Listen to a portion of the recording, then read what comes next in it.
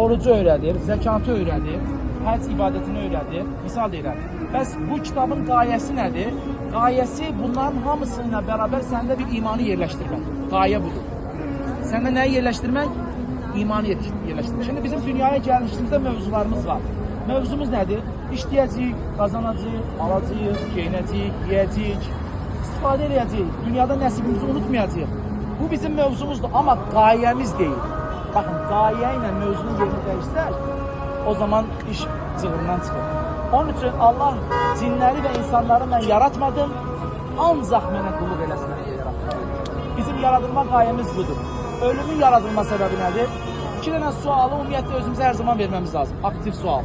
Birinci sualımız nədir? Allah məni niyə yarattı? Bu sualı veririk, bunun cavabını tapıb ona göre yaşayırıq.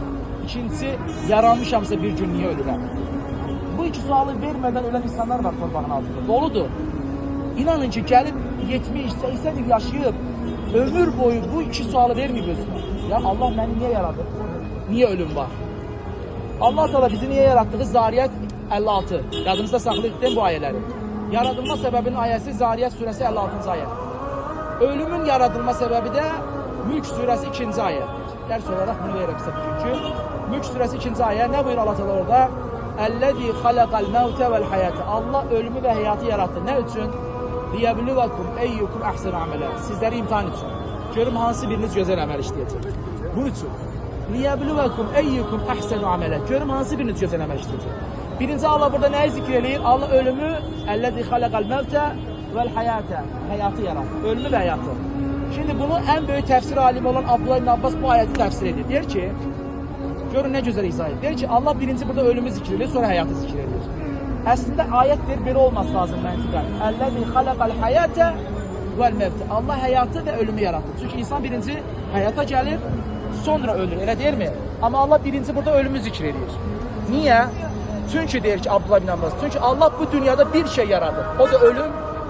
Bu dünyadan sonraki hayatı yaradır. Yani ahiret hayatını yaradır sizi imtihan için. Yani bu dünyada hayat yok.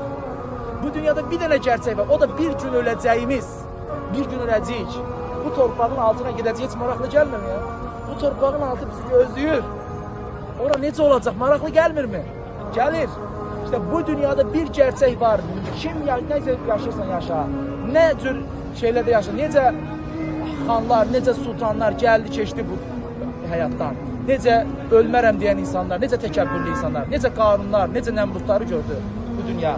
Onun üçün ölüm bizi də gəlib haqlayacaq və biz ölümün səbəbini bilmək. Allah ölümü həyatı niyə yaradıb? Bizi imtihan üçün.